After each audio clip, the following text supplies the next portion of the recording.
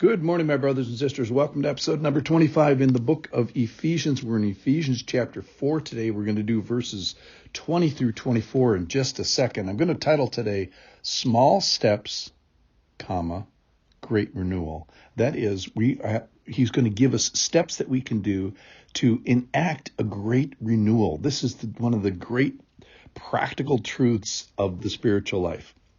So the context here, chapters 1 through 3, God has done all these great things for us. He puts us through this great mercy factory, this great nuclear power plant of his grace and his love. And so now he's going to ask us to be transformed of mind and body. The problem was stated back in chapter 2, where it says that we all once lived in a world where we carried out passions of the flesh and desires of the body and mind, and we were children of wrath. Get your arms around that. Just like the rest of mankind. So nobody's accepted from this state. Then we become believers. And then here we talk about the sanctification of believers in Ephesians 4, chapter 4, verse 20. But that is not the way you learn Christ, assuming you have heard about him and were taught in him as the truth is in Jesus. To put off your old self, which belongs to your former manner of life. He's talking about these small steps now. Put off your old self,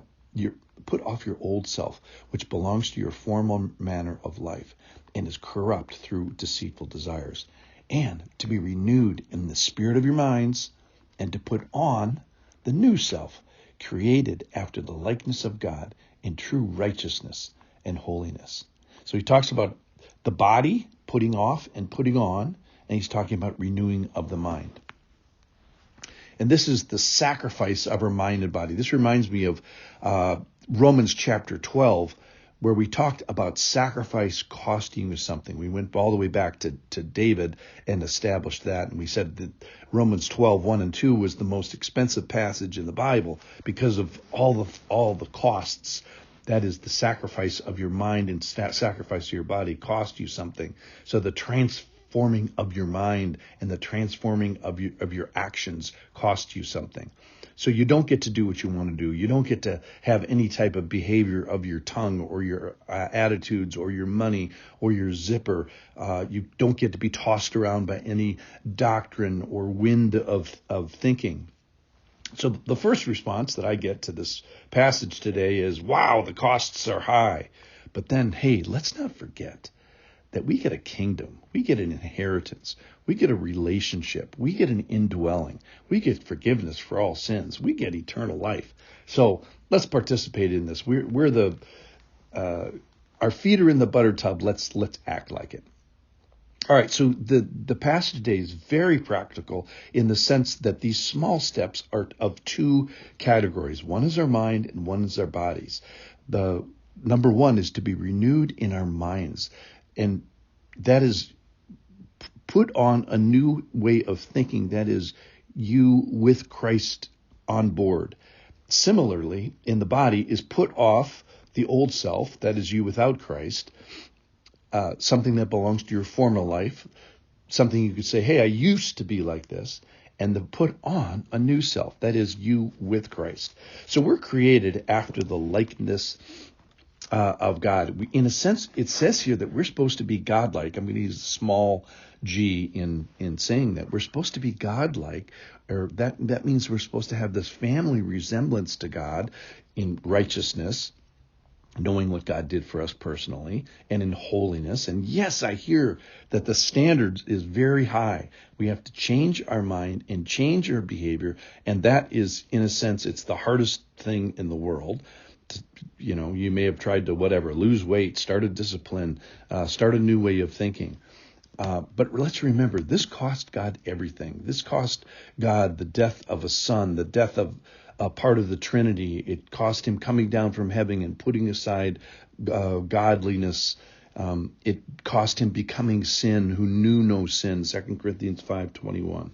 So let's give God some credit for his enablement in the things that he has done, and let that be an inspiration for us to endure and to be willing to have this sacrifice. So yes, there is some personal agency here. We are to put off something. We are to put on something. And when we do this, I think we will find ourselves smack dab in the center of God's pleasure, smack dab in the center of God's will. I think that you're going to find God's presence. He wants to be a part of this. He desires for this. Not only is it godly, but in the action of putting off and putting on and changing our mind, we find that God helps. He has an indwelling helper with a capital H that lives within us. He's here. He promises his presence in activities like this. And then I think he gives pleasure. This makes him happy to follow his will like this. We are smack dab in the center of God's desire when we do this. So there's a critical element to start with salvation. We're not really talking about that today. We're talking about sanctification of the tongue, sanctification of the eyes, the zipper, your money life, your anger life, your attitudes, your driving, your honesty. There's a new sheriff in town. There's a new action that we're supposed to be doing. So I'm calling this the grand renewal or the great renewal. And how do you do that? Well, it's with small steps. I love the putting on and putting off. It's like, like putting off an article, putting on a new sock, putting on a new shirt. How do I renew my mind? How do I walk in a holy way?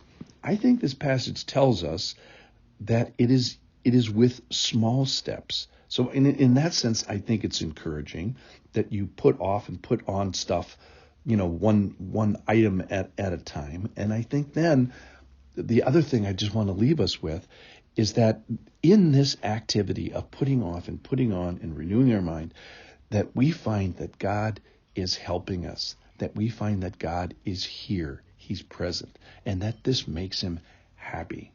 So ladies and gentlemen, as we go today, the thought for the day is, let's put off an old self of behavior and let's put on a new action of behavior and let's renew our mind. Small steps today.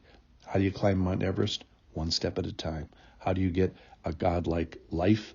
One step at a time. The great renewal starts with small steps. Thanks for listening.